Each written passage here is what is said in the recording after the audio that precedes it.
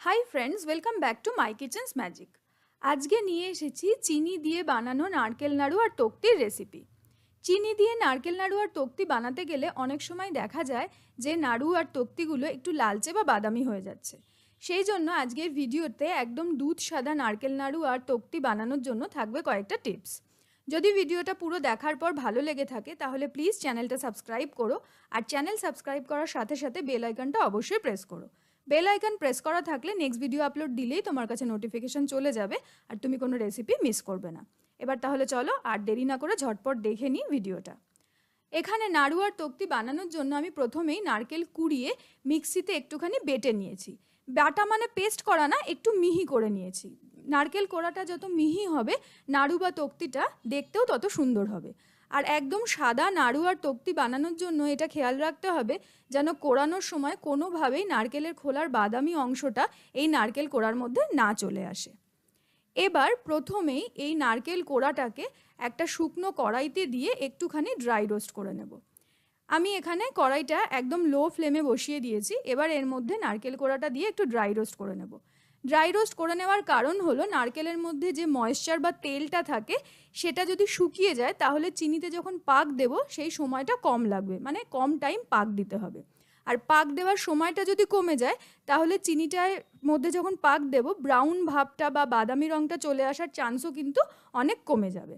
তবে এই নারকেলটা শোকানোর সময় খেয়াল রাখতে হবে ফ্লেমটা একদম লো থাকবে আর এটাকে সমানে নাড়াতে হবে যাতে কড়াইয়ের কোনো দিকে লেগে না যায় বা কোনোভাবে নারকেলটা পুরো বাদামি না হয়ে যায়।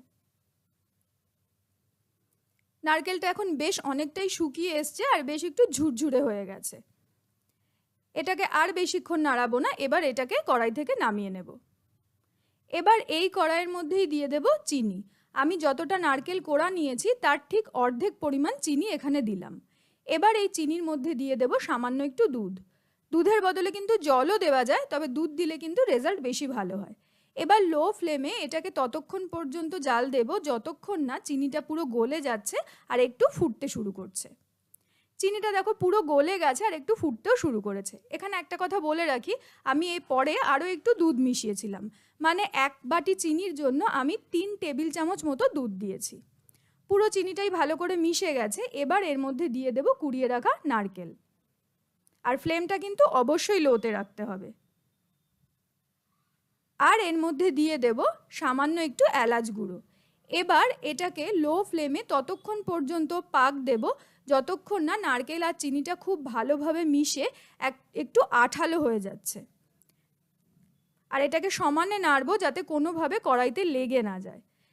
এখন নারকেল আর চিনিটা মিশে বেশ একটা আঠালো ভাব তৈরি হয়েছে এবং কড়াইয়ের পাশ থেকে ছেড়েও আসছে। আর বেশি পাক দেব না, খুব বেশি আঠালো হয়ে গেলে কিন্তু আবার নারকেল নাড়ু গড়ার আগেই পুরো ঝুরঝুরে হয়ে ভেঙে যাবে। সেই জন্য এবার এটা নামিয়ে নেব। এখানে একটা কথা বলে রাখি, অনেক সময় পাকটা সঠিক হলো কি না বোঝা যায় না। এটা বোঝার একটা সহজ উপায় হলো যখন আঠালো ভাবটা হয়ে আসবে চিনি আর নারকেলের মিশ্রণটায়, তখন একটুখানি হাতে নিয়ে মুঠো করে দেখে, মুঠো করলেই যদি মুঠোটা খোলার পরেও সেটা ওরকম মুঠো অবস্থাতেই থাকে তাহলে বুঝতে হবে পাক হয়ে গেছে। আর যদি মুঠোটা খোলার কয়েক সেকেন্ডের মধ্যে ঝুরঝুর করে খুলে আসে তাহলে বুঝতে হবে আরও কিছুক্ষণ পাক দিতে হবে।